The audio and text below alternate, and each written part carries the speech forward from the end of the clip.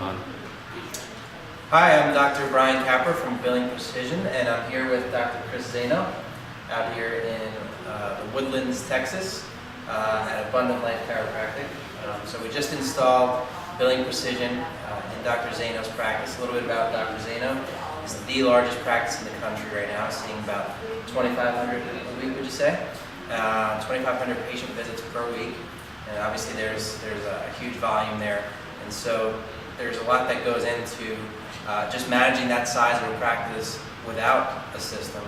And so Dr. Zaino is the expert on how you implement the system now into a practice. Congratulations on it. So I would like to know a little bit more, and I think it's important that future clients, potential clients, current clients that we do have, they know why it is for somebody like you, what it is that made you want to even take this on and put a system in your office like this.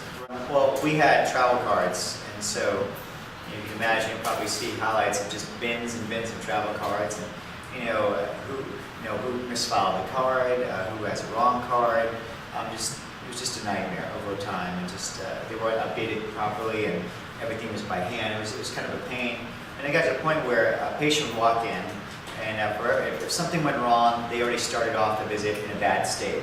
So automatically they were mad at someone, and I'd hear about it. So finally I was like, well, wouldn't it be great if we just had, here it is, no one can lose a travel card, be that. And then when it came to notes and stuff like that, well, we had notes for some people, but not everybody, and it was because we couldn't with all the travel cards.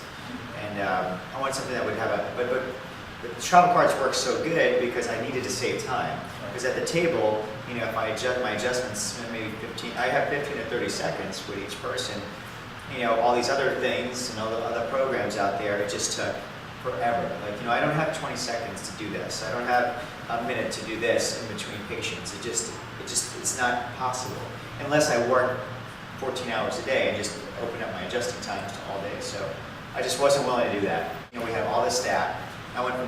We went to this bigger office. Now we have a ton of staff because the staff are doing things such as stamping travel. So those travel cards were just pulling them and all this stuff. It was like two or three staff people, and so that was a huge. We lost people to the mix. It's easy to lose people to the mix. So at the end of each week, we would go through all the travel cards to see. At the end of each week, we went to all the travel cards to see who wasn't here for this week. Okay, so forget about who missed their appointment Monday. There's no way we were keeping up with that, so we had to just say, well, at the end of the week, let's just see who didn't make their appointments. So we would go through all the travel cards and then have a massive stack of travel cards, and then we had to call all these people. Do you think, from a congruency standpoint, what kind of message do you think that sends to your patients when they don't show up? Maybe they're a new patient, maybe they've been with you a while, now they're going to test you out and see, do they really want me to be there? Are they going to really hold up on their end of the bargain and really make sure I get the care I need? What kind of message was that sending, do you think, to your patients? And then realistically, what kind of results were you getting with that type of process where you weren't checking patients every single day that missed and calling them on the spot?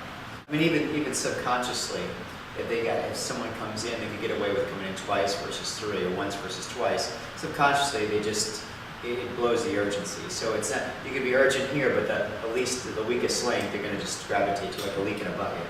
And so automatically we know that if they missed an adjustment Monday, they weren't getting called till Saturday saying, hey, you can come in for your adjustment. So that was a week.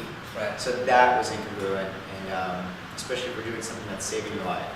And then it just added up, so it wasn't congruent. And then we would call people, left a lot of messages, so because it was on the phone, it wasn't in person, so we weren't catching. So when they came in, we weren't catching them there. Maybe I would. They developed a pattern or a habit before I was able to catch it, and that's why in the past year, we might have grown tremendously. We might have signed up, breaking records for signing up people, whatever you want to call it.